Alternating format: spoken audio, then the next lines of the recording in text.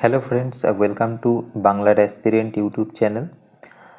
এখানে একটা নতুন ভ্যাকান্সি এসছে। এটা এসছে সশস্ত্র সীমা বল, মানে এসএসবি থেকে। পোস্টের নাম কি আসছে? এখানে পোস্ট দেওয়া আছে চারটেই হচ্ছে হেড কনস্টেবল, 1, 2, 3, 4। এখানে ভাগ আছে একটা স্টিওয়ার্ড, কমিউনিকেশান, ইলেকট্রিশিয়ান আর ভেটেনারি। টোটাল ভ্যাকান্সি কি আছে? টোটাল আছে 233টা, যার মধ্যে দুটো আছে স্টুয়ার্ডে, কমিউনিকেশানে বেশি 197, ইলেকট্রিশিয়ানে 29 আর ভেটেনারিতে 5।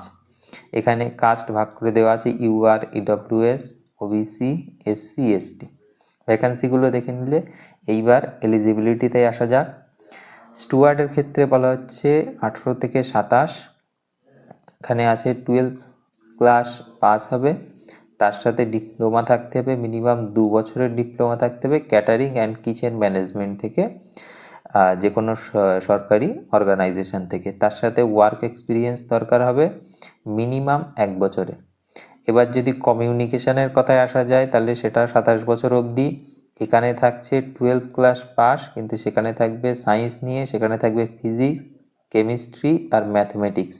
এই 3টে সাবজেক্ট যেন সায়েন্সে থাকে আর সেটা যেন পাস থাকে।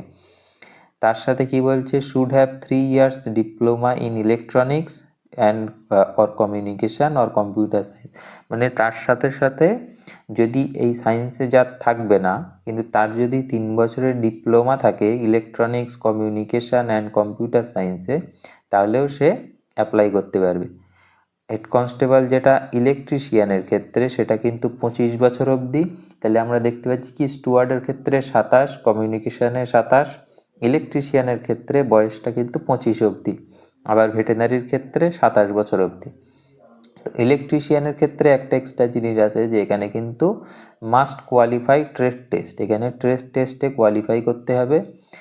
আর এখানে কোয়ালিফিকেশান বলতে গেলে ম্যাট্রিকুলেশান মানে মাধ্যমিক পাস লাগবে, তার সাথে 2 বছরের ওয়ার্ক এক্সপিরিয়েন্স লাগবে।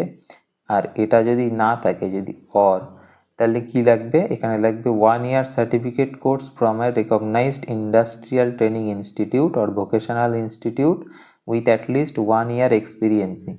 মানে 1 বছরের সার্টিফিকেট কোর্স লাগবে, তার সাথে 1 বছরের এক্সপিরিয়েন্স লাগবে যে এই ট্রেডে কোথাও কাজ করেছে, অথবা 2 বছরের ডিপ্লোমা কোর্স লাগবে এই ট্রেডে, ইলেকট্রিশিয়ান ট্রেডে।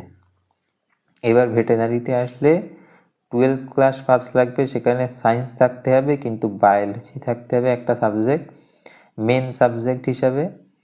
আর 2 বছরের ডিপ্লোমা কোর্স থাকতে হবে ভেটেনারি অ্যান্ড লাইফ স্টক ডেভেলপমেন্টের উপরে। তাহলে এগুলো গেল এলিজিবিলিটি।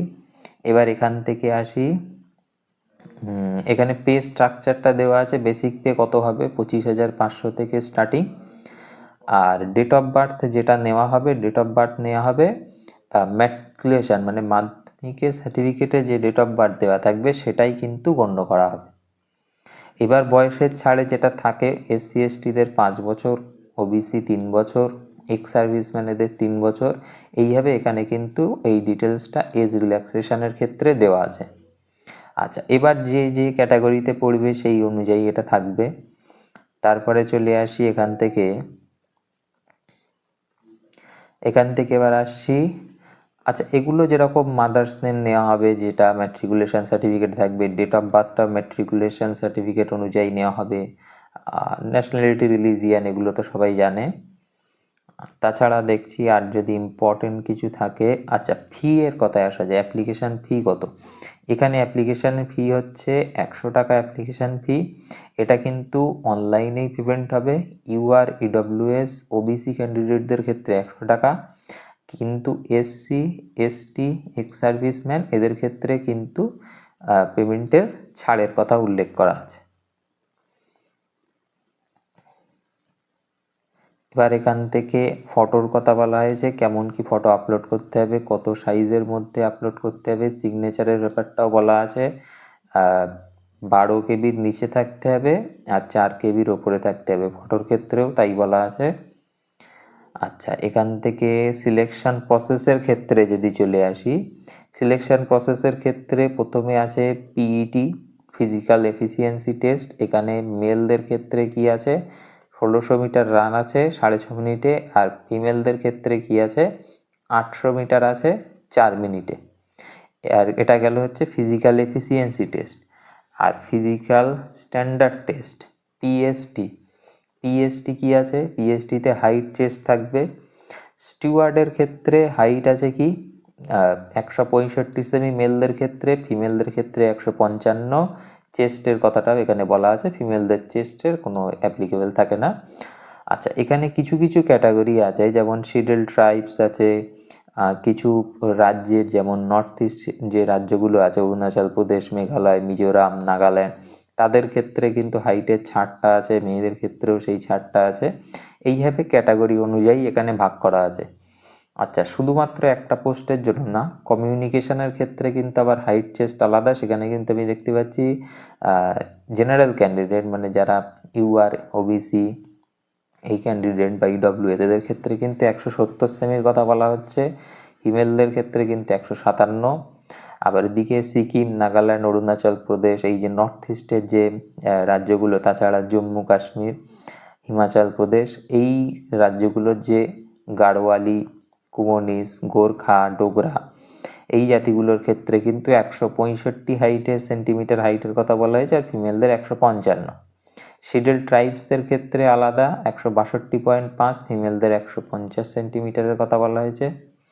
আচ্ছা, এবার এখান থেকে যদি আসি ইলেকট্রিশিয়ানের ক্ষেত্রে কিন্তু আবার হাইটের কথাটা আলাদা, 167.5, ফিমেলদের 157। আর যেগুলো রিজার্ভ ক্যাটাগরি আছে তাদের ক্ষেত্রেও হাইট ওয়েটের কথা বলা আছে, ওয়েট না, হাইটের কথাটা, ওয়েটটা মনে হয় লাস্টে আছে। ভেটেনারির ক্ষেত্রে কিন্তু কমিউনিকেশনের মতো 170 সেন্টিমিটার লাগবে, ফিমেলদের 157 লাগবে। রিজার্ভ ক্যাটাগরিদের ক্ষেত্রে 165 সেন্টিমিটার, ফিমেলদের 155। শিডেল ট্রাইবদের ক্ষেত্রে 162, ফিমেল 150। আচ্ছা, চেস্টের ব্যাপার কিন্তু সব পাশাপাশি আছে, দেওয়া আছে, যেটা মিনিমাম চেস্ট দেওয়া আছে, আর তার সাথে মিনিমাম এক্সপ্যানশন 5 সেন্টিমিটারের কথা কিন্তু বলা আছে।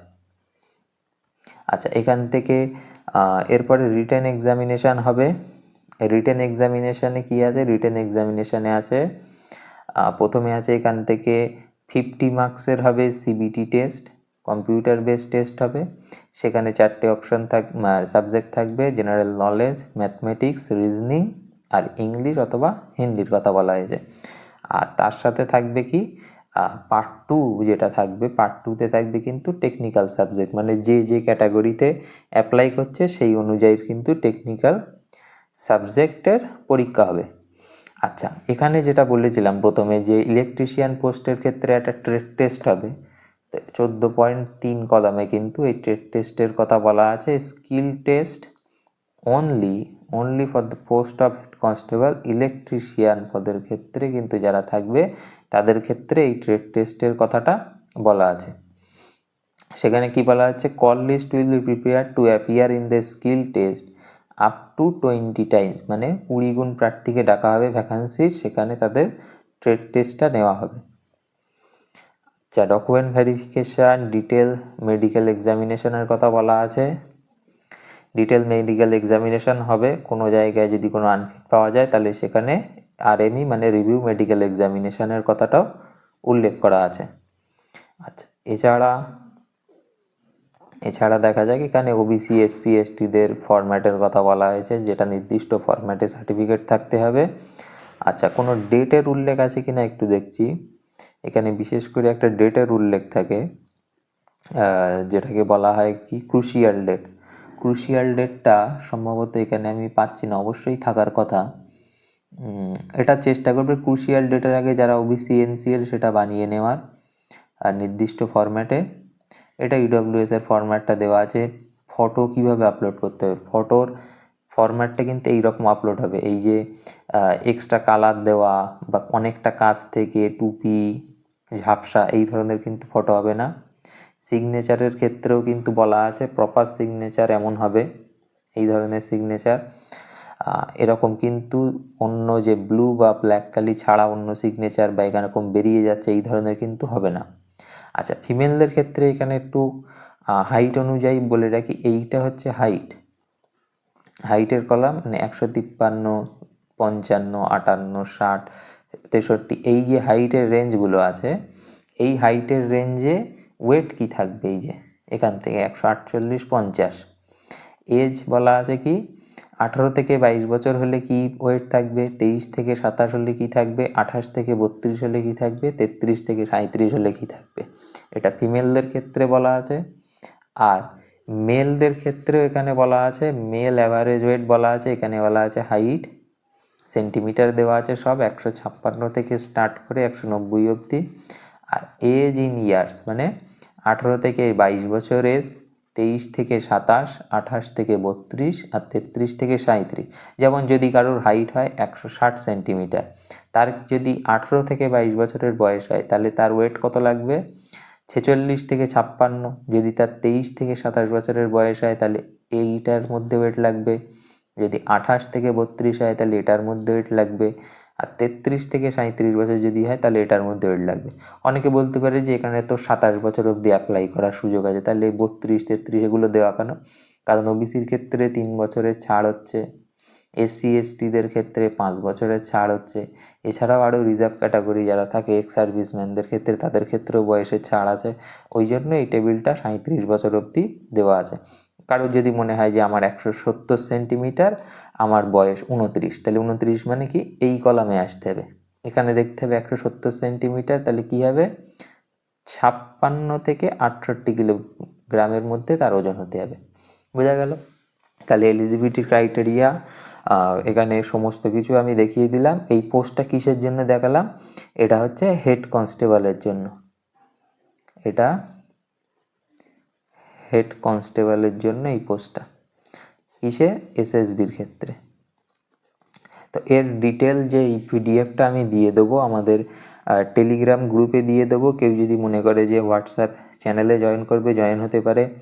আমাদের হোয়াটসঅ্যাপ গ্রুপ একটা আমরা ক্রিয়েট করব, সব লিঙ্ক আমি দিয়ে দেবো। সেই সব জায়গায় এই পিডিএফগুলো আমি প্রোভাইড করে দেবো, এই পিডিএফটা।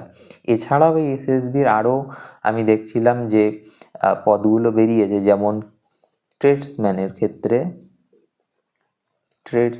ক্ষেত্রে একটা ভ্যাকান্সি বেরিয়েছে, ASI এর ক্ষেত্রে একটা ভ্যাকান্সি বেরিয়েছে, SI এর ক্ষেত্রে একটা ভ্যাকান্সি বেরিয়েছে। এই সবগুলোর ভিডিও পরপর আনবো। তাহলে এই ভিডিওটা হেড কনস্টেবলের জন্য বানালাম সমস্ত এলিজিবিলিটি ক্রাইটেরিয়া দিয়ে। যদি ভালো লাগে একটা লাইক করে দিও ভিডিওতে, আর চ্যানেলটা সাবস্ক্রাইব করে নিও। এরকম আরও আপডেট আসতে থাকবে এই চ্যানেলে। যত রিক্রুটমেন্টের নোটিশ আসবে বা কোনো রিক্রুটমেন্ট সম্বন্ধে কোনো আপডেট থাকলে সমস্ত কিছু এই চ্যানেলে পরপর পাওয়া যাবে। তো ভিডিওটা ভালো লাগলে অবশ্যই একটা লাইক দিয়ে দিও। Thank you.